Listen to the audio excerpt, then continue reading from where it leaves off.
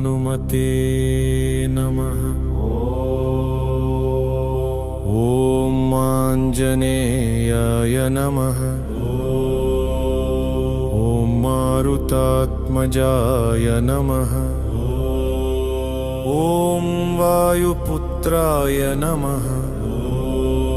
ॐ महावीराय नमः।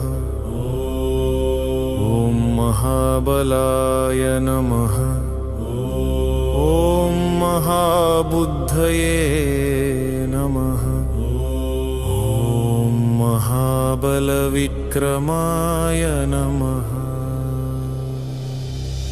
ॐ रामदूताय नमः। ॐ रामभक्ताय नमः।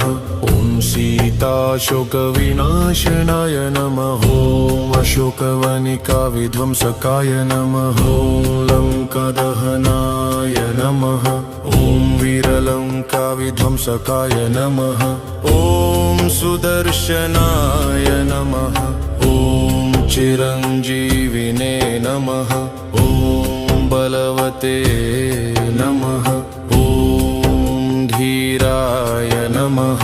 ॐ सत्यवाक्याय नमः। ॐ दृढव्रताय नमः।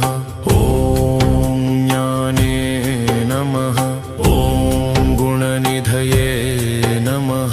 ॐ कपिश्रेष्ठाय नमः। ॐ केशरीनन्दनाय नमः। ॐ शतकण्ठाय नमः। ॐ दशग्रीवान्तकाय नमः। ॐ प्रतापवते नमः। ॐ विजितेन्द्रियाय नमः।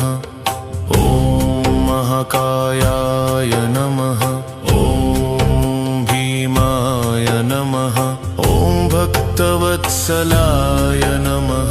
ॐ सञ्जीवनगिरि उद्धारकाय नमः। ॐ रामायणप्रवक्त्रे नमः। ॐ वेदवेद्याय नमः। ॐ ब्रह्मचारिणे नमः। ॐ श्रीरामप्राणाय नमः।